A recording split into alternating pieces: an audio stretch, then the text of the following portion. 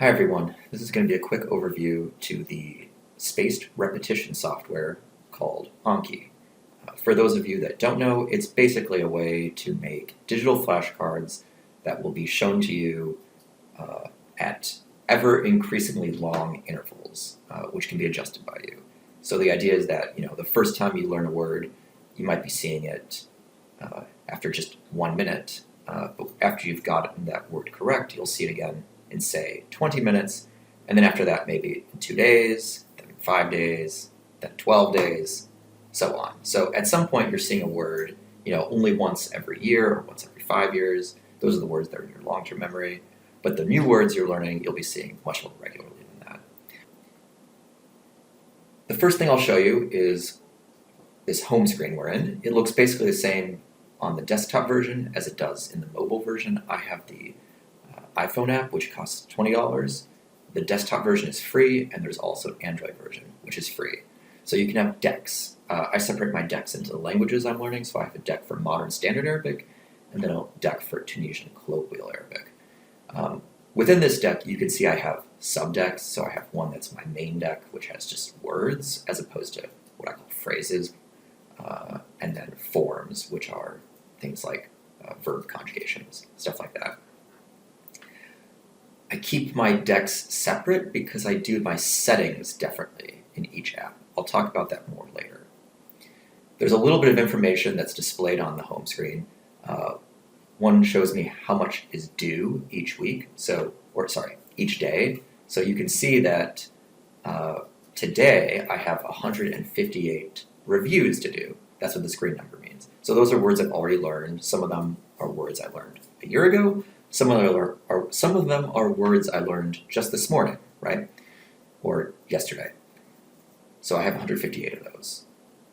Then I also have this number which shows how many new cards I have. Those are going to be totally new flashcards that's going to show me that I'm going to be learning today.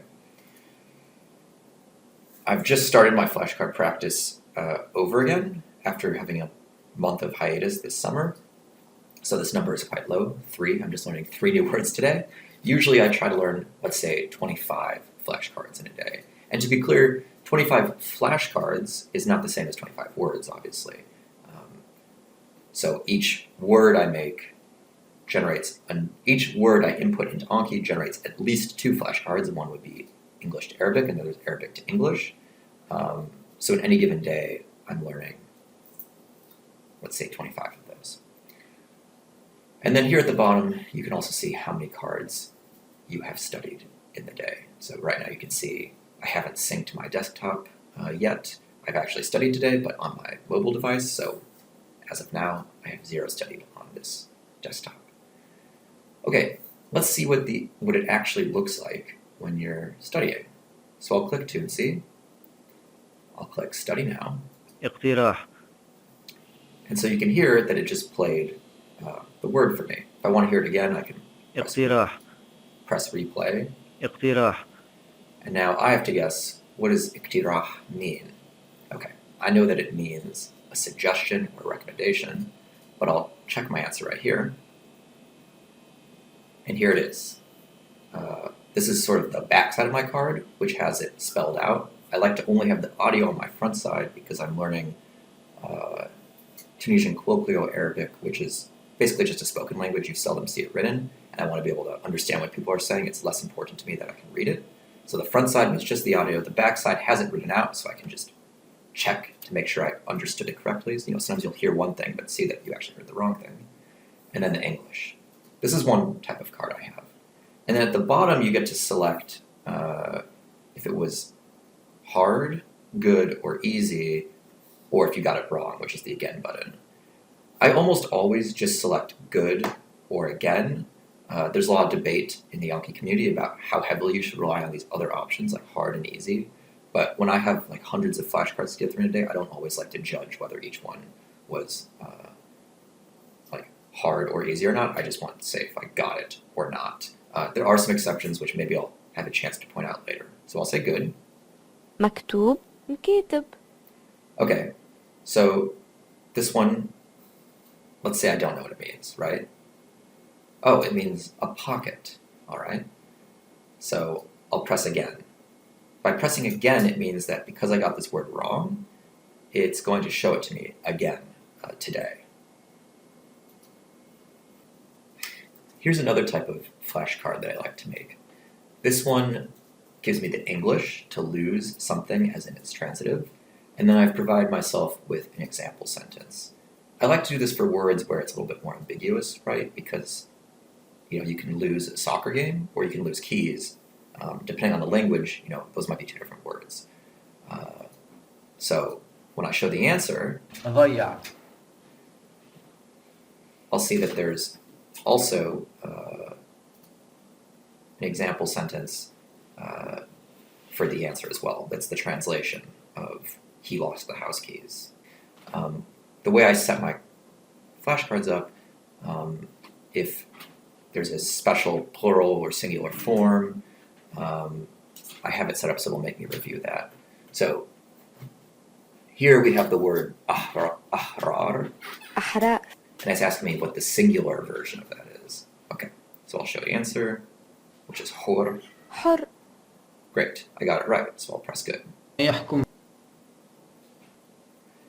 Here's yet another type of flashcard I have. This one is asking me how to do a particular phrase. I'm lucky that there's a sort of dictionary of phrases that exists online, so I'm able to get like the English and then the Tunisian Arabic translation of it. So this one's asking me how to do he stirred the sugar into the coffee. My guess is it's going to be حرك السكر في القهوة. حرك السكر في القهوة. Okay, so I got that one right. I'll press good. هما.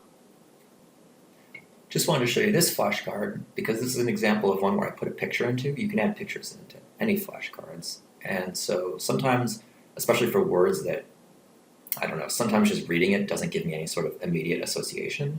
So to help my retention, I'll add a word in. So this one I tried to do a visual depiction of a voter. Okay, this is going to be the last type of card that I show you. This next one's going to give me the word, and then it's also going to give me an example sentence with the context. I usually add this in when I've gotten words wrong really frequently. I find that just helps me to have some context for it. And for my long-term retention, I find this helps a lot because I start associating that word with a particular sentence. So here, you can hear it now. تعدى. تعدى كميون. عاش علينا.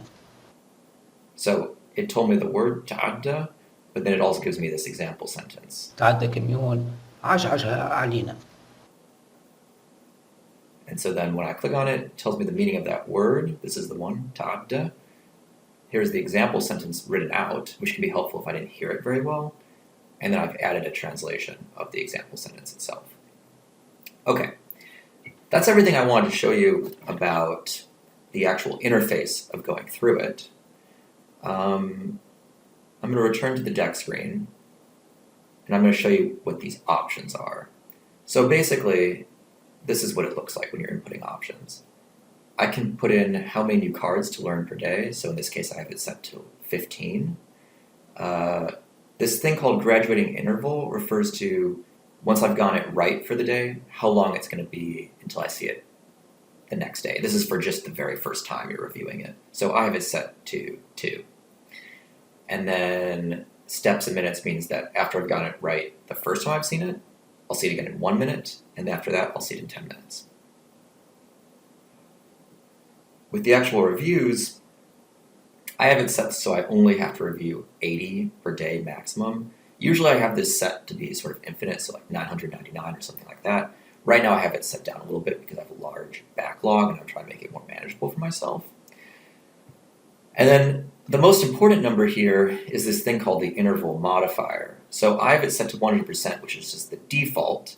But I find that for myself, different languages are easier for me to retain vocab than others. So when I'm learning French, for instance, it takes much less review for me to internalize the meaning of a word. So for my French deck, I actually have this set to 300%. That means it's all the intervals between words are 3 times as long.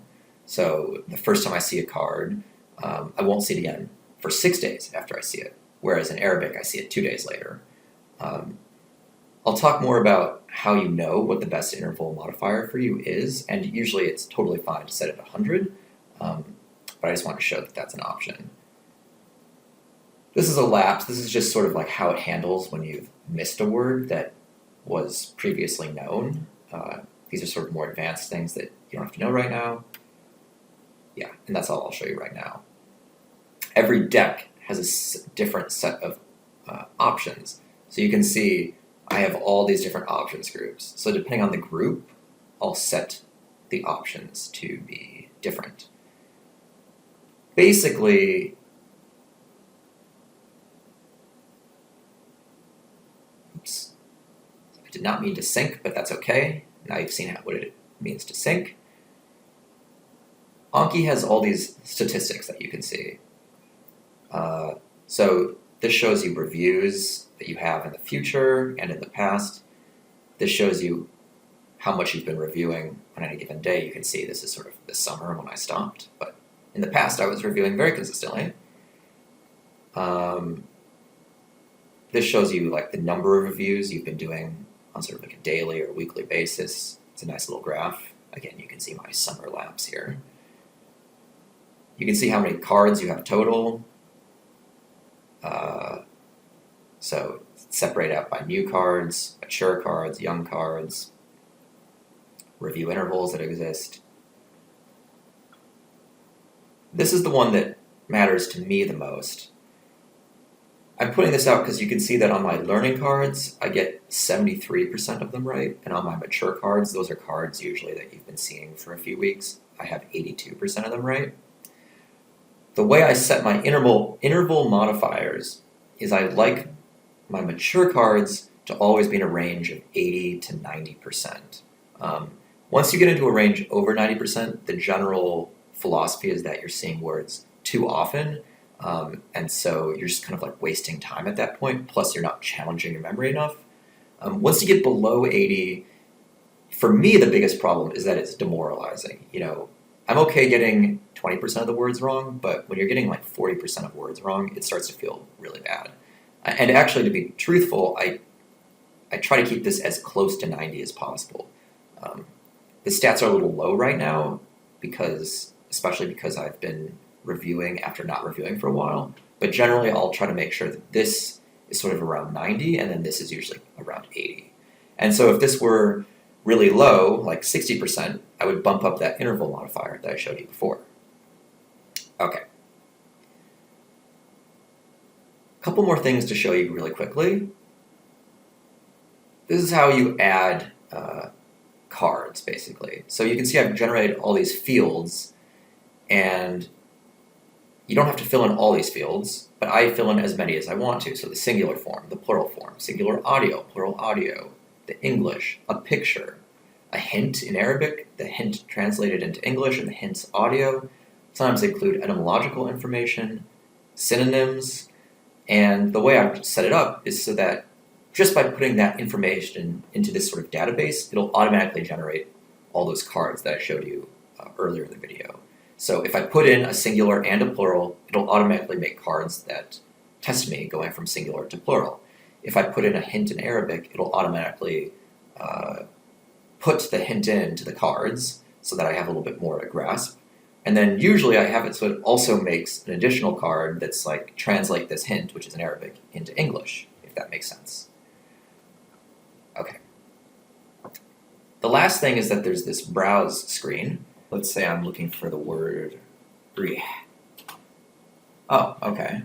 It shows me, here's my card, and I can see that it means wind. I've got audio in here, and there are ways to preview these cards. Or, let's say I was just looking for the word, let's say, president. Oh, this gives me all the words that involve president. So I can see the word for a vice president, and then the word for president. So this is a handy little feature that it has, because it sort of can double as your personal dictionary. All right, I'm going to stop this here, but just know that there's many, many, many more functions that Anki has, but hopefully this has given you a little sense of a few things you can do with it.